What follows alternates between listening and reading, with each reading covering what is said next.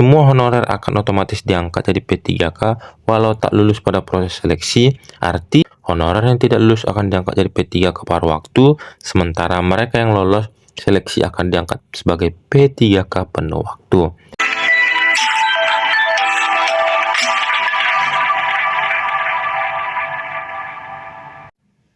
Halo para sobat semuanya, apa kabarnya?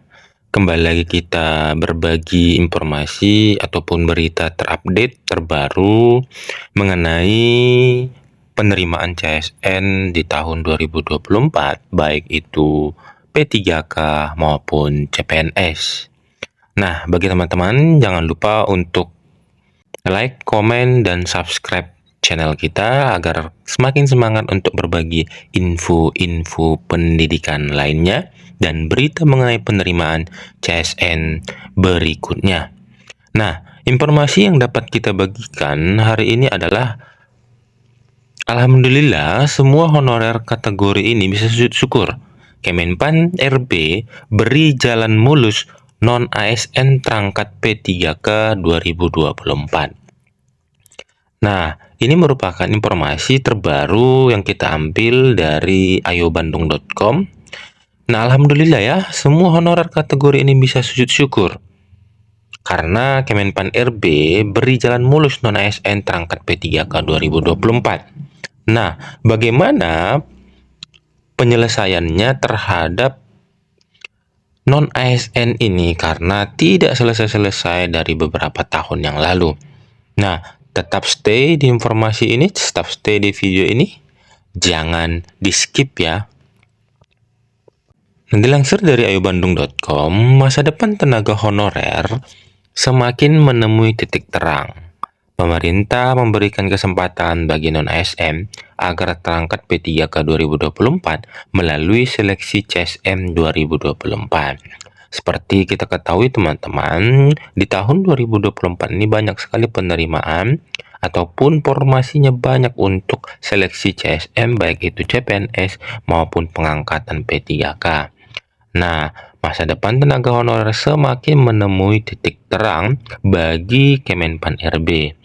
Nah, melalui rapat yang baru-baru ini dilakukan, Menpan RB, Bapak Aswaranas memberikan kabar baik untuk seluruh tenaga honorer soal pengangkatan P3K. Oke, Bapak Menpan RB memberikan kabar baik. Pada CSN 2024, sebanyak 1,28 juta formasi terdiri atas 75 kementerian, lembaga sebanyak 427.850, dan 524 pemerintah daerah atau Pemda sebanyak 862.174. Oke, jadi itulah formasi yang akan dilakukan atau pelaksanaan CSN 2024. Nah, banyak sekali ya, 1,28 juta formasi. Nah, bagi teman-teman, semoga dari 1,28 juta formasi ini, teman-teman termasuk dari formasi tersebut, mau dari lembaga manapun ataupun pengangkatan P3K. Jumlah 1,28 juta formasi ini untuk memenuhi kebutuhan ASN secara nasional, yakni 2,3 juta secara bertahap. Nah, ini tujuannya ya, awalnya 1,28 juta formasi dan seterusnya dituntaskan sampai dengan 2,3 juta secara bertahap. Oke, ASN yang dimaksud terdiri atas dua kategori, yaitu CPNS yang bisa dilamar oleh fresh graduate, serta P3K atau pegawai pemerintah dengan perjanjian kerja yang diperuntukkan bagi tenaga non-ASN dan ex tenaga honorer kategori 2. Nah, ini dia teman-teman sudah pasti tahu ada dua kategori. Nah, dalam penerimaan CSN tersebut, CPNS yang bisa dilamar oleh para fresh graduate.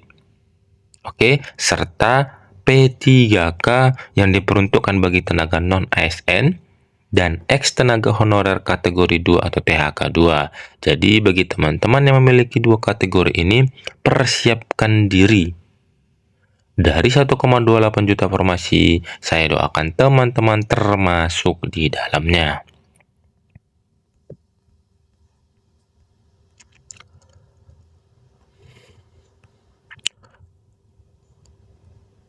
Harus digarisbawahi, para honorer atau non-ASN yang bisa diangkat jadi P3K hanyalah mereka yang telah masuk basis data ataupun database BKN.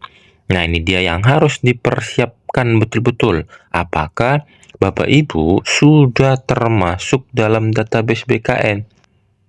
Nah, ini dia harus diperhatikan. Para tenaga honorer harus masuk basis data ataupun database BKN. Namun, meskipun proses tersebut telah ditetapkan, masih terdapat beberapa kementerian atau lembaga dan pemerintah daerah yang belum menyelesaikan pengisian detail formasi yang telah ditetapkan. Oke, intinya teman-teman di sini adalah yang termasuk tenaga honorer, teman-teman harus masuk basis data atau database BKM. Jika tidak, maka teman-teman tidak bisa diangkat, otomatis tidak bisa diangkat jadi P3K di tahun 2024 ini. Pastikan sudah masuk database. Menpan RI menegaskan pentingnya kerjasama antara kementerian, lembaga, dan pemerintah daerah dalam memastikan bahwa semua detail formasi dipenuhi dengan baik. Hal ini menjadi fokus pada rapat tematik yang dipimpin oleh Menpan RB, Bapak Abdullah Aswar Anas pada tanggal 30 April 2024 kemarin. Tak cuma penyelesaian masalah honorer saja, pada CSN 2024 perekrutan talenta digital juga jadi fokus pemerintah. Menurut Menteri, pemerintah berupaya merekrut ASN talenta digital sebagai langkah strategis dalam mengakselerasi proses digitalisasi di berbagai sektor ekonomi. Nah, ini dia ya, dilakukannya perekrutan talenta digital dalam penerimaan CSN 2024 ini. Oke, bagi teman-teman yang memiliki talenta digital, maka persiapkan diri untuk mengikuti perekrutan ataupun penerimaan ASN ini. Karena pemerintah sangat membutuhkan ataupun berupaya merekrut ASN talenta digital. Poin penting yang disoroti oleh Menpan RB adalah bahwa talenta digital tidak hanya harus menguasai teknologi, tetapi juga memiliki kepemimpinan digital yang kuat. Oke, jadi ini dia kategorinya, tidak hanya harus menguasai teknologi, tetapi juga memiliki kepemimpinan digital yang kuat. Oke, jadi itu dia salah satu upaya pemerintah dalam merekrut ASN talenta digital. Dia mengharapkan ataupun Bapak Menpan RB mengharapkan talenta-talenta digital yang direkrut dapat memainkan peran kunci dalam akselerasi inovasi dan pelayanan publik. Sebelumnya sempat diberitakan, semua honorer akan otomatis diangkat jadi P3K walau tak lulus pada proses seleksi, artinya seleksi CSN ini hanya formalitas saja. Honorer yang tidak lulus akan diangkat jadi P3K paruh waktu, sementara mereka yang lolos seleksi akan diangkat sebagai P3K penuh waktu. Nah, ini dia yang pertama ya. Talenta-talenta digital itu direkrut agar memainkan peran kunci dalam akselerasi, inovasi, dan pelayanan publik. Nah, ini dia tujuan pemerintah atau Menpan RB untuk merekrut talenta-talenta digital ini.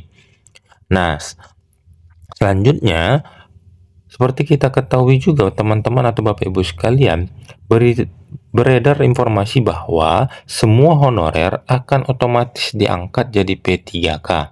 Nah, artinya di sini P3K ini terbagi atas dua, ada P3K paruh waktu dan P3K penuh waktu. Oke, jadi bagi teman-teman yang tak lulus pada proses seleksi, oke, artinya itu akan diangkat menjadi P3K paruh waktu. Honorer yang tidak lulus akan diangkat jadi P3K paruh waktu. Sementara mereka yang lolos seleksi akan diangkat sebagai P3K penuh waktu. Oke, jadi itu dia ya. Jadi artinya otomatis diangkat jadi P3K walau tak lulus pada proses seleksi. Akan tetapi perbedaannya pasti ada dan persiapkan. Pastinya ada kelebihan dan kekurangan dari setiap kategori tersebut. Jangan pada waktu kita ujian kita biarkan dan itu menjadi kita tidak lulus dan menjadi kita P3K paruh waktu. Pastinya memiliki perbedaan signifikan itu antara P3K paruh waktu dan P3K penuh waktu. Oke teman-teman, persiapkan diri, belajar, dan data-data kita harus kita masuk ke dalam database BKN dan ataupun terdaftar di database BKN.